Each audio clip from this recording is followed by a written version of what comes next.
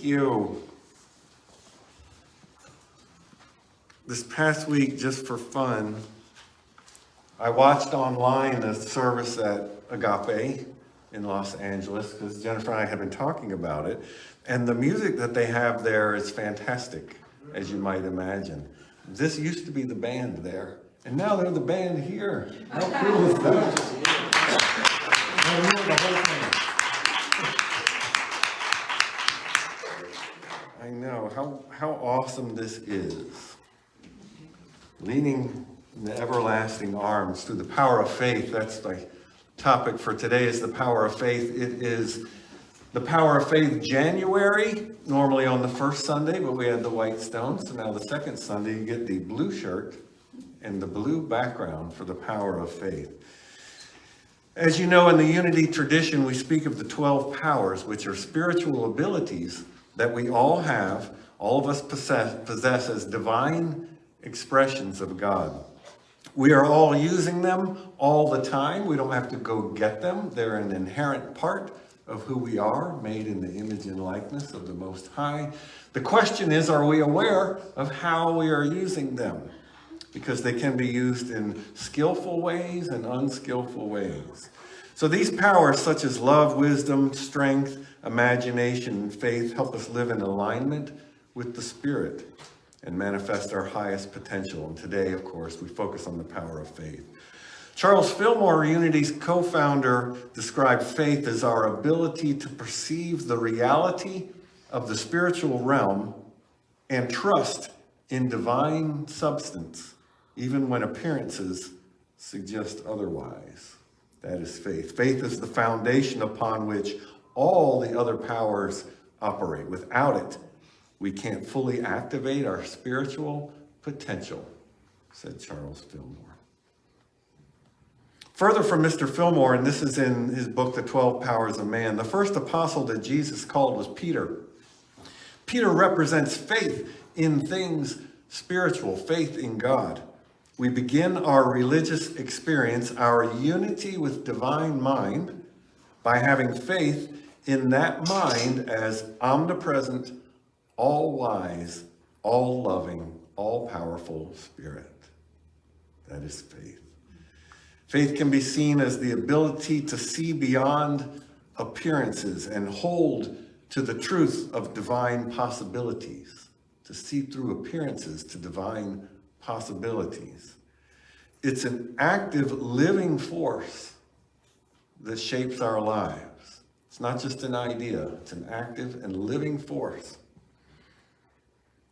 From Hebrews, we read, faith is the substance of things hoped for, right? The evidence of things not seen. Why? Because what is seen was made from things that are not visible.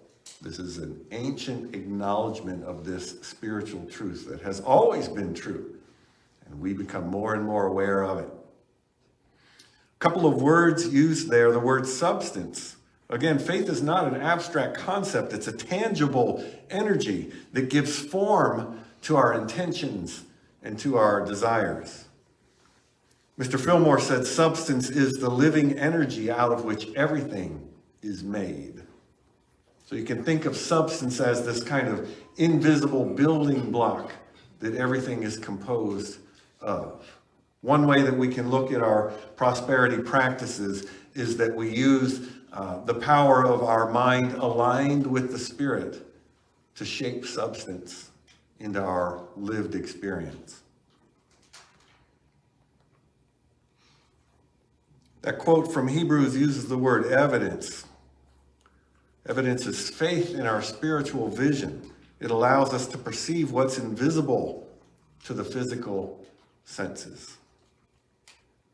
I encountered a story recently of this happening, and you may have noticed, I have certainly noticed on my journey, that things don't unfold in any kind of even manner, right? The graph isn't a straight line that goes from the bottom to the top. It jumps all over the place. And in fact, I was thinking earlier how some things in life do seem like the more that I do them, you can see slow progress. Like when I was learning to play the guitar, right? At very first, it's confusing, it's difficult, makes your fingers hurt, but it's fun, so you keep coming back to it. I did. And then if you practice each day slowly, you can see progress and get better and better. In the spiritual realm, many things don't happen that way. It's more like nothing, nothing, nothing, nothing, nothing, everything, all of a sudden at the end. And there is a species of bamboo that I learned about that grows like that. It's commonly referred to as Chinese bamboo. I'm sure it's not just in China. But if you plant a seed of this bamboo, you have to water it daily and nurture it for 5 years. Nothing appears to happen for 5 years with this bamboo seed. There's no visible growth above the ground, but in the 5th year, the bamboo will shoot up 80 feet in 6 weeks. That has been my experience of how the Spirit unfolds in me. That's not a statement about the Spirit as much as it is about me, right? We practice, practice, practice. That's why in our meditation and our prayer practices, we stress to do them daily, even if it's for a short period of time. It'd be better to meditate for 2 minutes a day than 1 hour only on Saturday, because the daily returning to that place is how we learn to more quickly find it. Our mind wanders, we find it again. We're practicing paying attention to the spiritual presence that is within us. One description of that that I love is we are practicing the presence of God. And we do that by returning over and over to that presence. We're practicing the presence of God. Or maybe better said, practicing our ability to return to the ever presence of God. It is always there, right? But it's our minds that wander, at least mine. From the Gospel of Mark, we read this. Have faith in God, Jesus said. Truly, I tell you, if you say to this mountain, be taken up and thrown into the sea, and if you do not doubt in your heart, but believe that what you say will come to pass, it will be done for you. So I tell you, whatever you ask for in prayer, believe that you have received it, and it will be yours. That should sound very familiar if you're familiar with the unity prosperity principles, which are based on this teaching. It appears in different forms in different ways, but that is the core of it. It's about having faith in what I cannot yet see, in keep coming back to the practice, keep coming back to the plan, whatever it is, even if it seems like it might not be working, right? That's how that bamboo grows. That's often how we grow. In fits and starts, it seems like. I like to call our meditation practice, the best description that I've come up with is we do nothing for no reason at all. Why are we doing this? No reason at all. The other answer is do it and find out. What are we doing? Nothing. That's easy? No, it's not easy to do nothing. Our minds don't like it when we're doing nothing. Our minds want to do something, and they want to know, am I doing it right? Is this getting somewhere? On a scale of 1 to 10, where am I right now? All that goes out the window. Those are not concepts that the Spirit carries, right? God does not assess us in the way that our mind assesses us. So our task becomes to get more God vision in our daily experience and less comparing in our daily experience. So we train our mind to return to the presence of God over and over, and it does get easier over time, but it takes time. So what are we doing when we meditate? We're doing nothing for no reason at all. And you can't even imagine the gifts that come from that unless you've experienced it. So this idea of saying to the mountain, be taken up and thrown into the sea, I take as hyperbole. There's a reason to say it that way. It stands out. I don't think Jesus was telling us to literally throw mountains into the sea. I don't see any benefit in that. But point taken, right? He picked something that's seemingly impossible, I think, because that's how it feels within ourselves. And I invite you to consider that mountain in the story to be an aspect of yourself that feels like an insurmountable barrier to your joy, to your happiness, to your ability to simply feel okay in the world. In many ways, I think that's all we all really want, is to can I just find a way to feel okay in the world? And you can. That's what we teach here. You just keep showing up and following. This is a journey of unfolding, and I guarantee you that it works. You know, I cannot reach in and flip a switch in your mind. Even if I've had an experience like that, we each have to find our own way through this. That makes it difficult. It makes it a challenging path, right? It doesn't advertise well. Come hang out with us and do nothing for no reason, and your life will get better. Like, our mind would rather hear other ways of describing spiritual success. But we choose to stick with what we know in the very core of us, the very spiritual core of us. We stick with what we know to be true and turn away from short-term or worldly ways of seeing, accomplishments, comparing, contrasting. It's been said humans draw lines, right? We draw a line like, we're the good people. Everyone outside this circle is the bad people, right? But God erases lines, erases lines.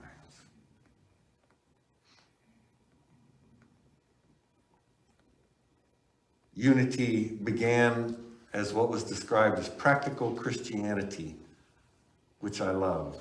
I think it's another way of acknowledging our roots in Christian mysticism, right? We don't learn so much from texts or doctrine as much as experience, right? And we gain experience through practices.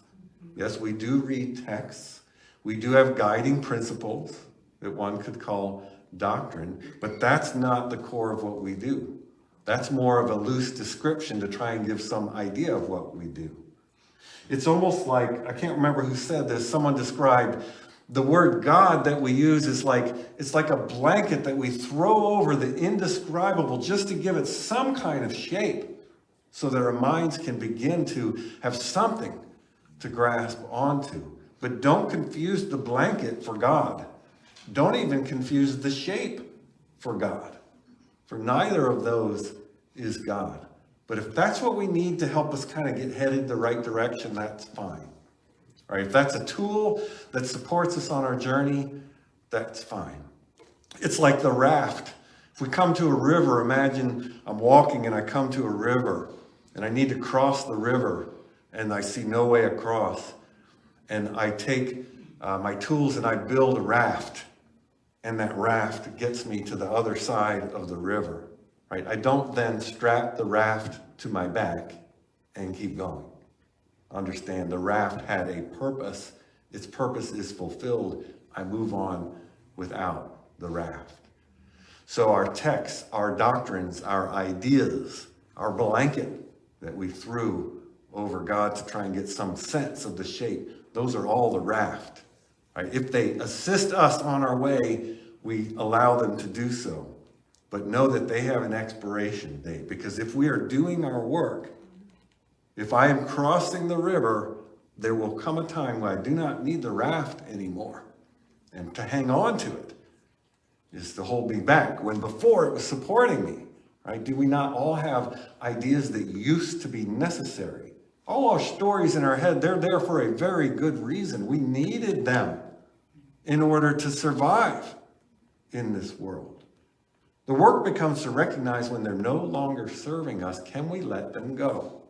Can we let the old stories go and be replaced with new ways of seeing that we learn from the Spirit directly, right? Please don't believe anything that I say because I say it. What I mean to do is invite you onto your own path where you can discover for yourself whether these things are true or not and what they might feel like if they are. Practical steps. Step 1, claim your good, right? Faith begins with intention. You set an intention for the year. Someone was sharing this morning, instead of in January making a list of tangible goals, make a list of experiences that you want to invite into your life for the year. See what happens then. You can affirm, I'm a radiant expression of divine abundance, if you like, or anything like that that feels good and right to you. Affirmations are kind of like training wheels. They help hold us up when we can't quite balance yet. Another one might be, I trust that all things are working together for my good. I know that these things are true from personal experience. If they help you on your journey, then yes, absolutely. Let them remind you of who you really are and how this works. That last one, straight out of the book of Romans, all things work together for good for those that love God. And when we practice the presence of God, we are loving God, as God loves us always, everywhere. Step 2, release doubt. So now you've claimed your good, you've set an intention. You're inviting experiences into your life that you want to have. Release doubt. Know that faith cannot coexist with doubt in the same moment. Please don't take that to mean that if you ever experience doubt, you don't have faith. That's not true. In fact, the exact opposite has been put forth of this, which sounds weird, except know that in the realm of the spirit, things are often upside down from how they appear in the physical realm. That faith cannot exist without doubt, right? Because those two things, they are opposites in a way. And when I experience doubt, it reminds me of how I used to see and guides me back. Can you see that? So we don't want to vilify doubt, right? Let it be a light, in a sense, that shows us, oh, I'm off the path. I've gotten lost in the woods when my intention is to walk this path. That's not a problem at all. Let it remind you to come back to the path. Let it remind you to lean on faith. If a worry or fear arises in you, you could choose to gently acknowledge it. That's important. And then release it. And you might say, I walk by faith, not by sight. Again, a short phrase that might help us remember what it is that we're doing. The phrase isn't magical, right? But if it affects our mind in a way that helps us remember where we're going and what the truth is, then it serves our purpose. We need that raft in that moment. And if you do this work, you will find there's a time when you don't need that raft anymore. That's fine. Doesn't mean rafts were good and now they're bad, right? It means you needed a raft in this time period and not here. If you come to another river, guess what? You're going to build another raft, and that's fine. Number 3, so we've claimed our good and released doubt in those ways. Take inspired action, right? Faith without works is dead, it's been said. Another way to put that is ideas are not enough. We have to put feet to our prayers, like the ancient proverb, when you pray, move your feet, right? Do both together. Or as I like to say, I don't sit on my couch in the lotus position. You know, if you make this hand shape, prosperity comes to you, maybe. I don't sit on the couch in the lotus position with my hands like this for 10 hours a day and then go check the mail and see if my good has arrived yet. If I'm only doing half, that's not how this works. We couple practice with action, right? Faith with action. We balance our inner and outer work. Right? If all we do is go out in the world and serve others, we will get burned out. Right? If all we do is do our inner work and look in the mirror, then we're not being helpful in the world in that way. We need to do both. Do one, then the other. I've seen if you can picture in your mind the infinity symbols, the sideways 8, it's like inner work is over here and service to the world is here, and we continually move from one to the other in a moment, each day, each week, each year. There might be times when our inner work is most important, and that's what we do more of during that time, right? So we don't, for example, go to the hospital, to the cancer ward, and look around and say, what have you people done for others lately? Look at you just lying around. I'd really be missing the point, right? If we did that, those folks are healing. They're doing intense inner work. That is what they need to be doing. That is good and right. And just like we do our inner work, and it's good and right, but we don't want to stay there. We want to do that and then show up in service to the world. How? Any way that catches your attention. Anything that seems fun or scary, go do it and see what happens. Emerson said, do the thing and you will have the power. That's just yet another statement of this eternal truth. So I'm going to close with a brief prayer and then an affirmation. So take a breath with me as I share this prayer with you. Notice how it is with you. This is not a meditation, but you can kind of pretend that it might be for a moment.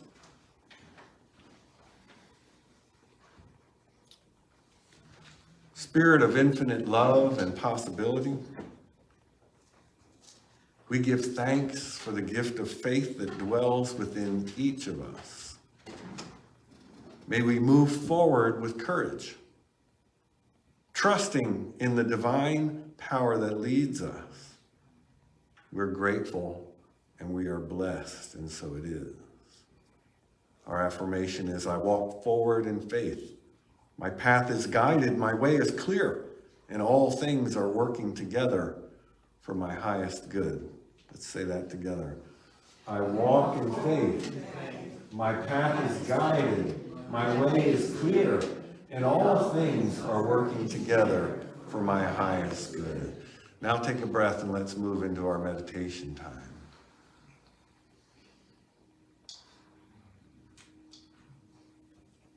We begin as we always do by becoming still. We practice the stillness, practice the presence of God.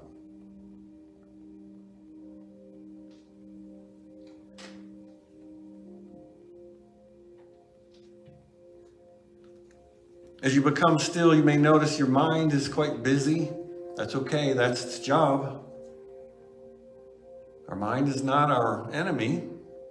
We simply acknowledge it and choose to bring our attention within, to our breath, or to our heart space.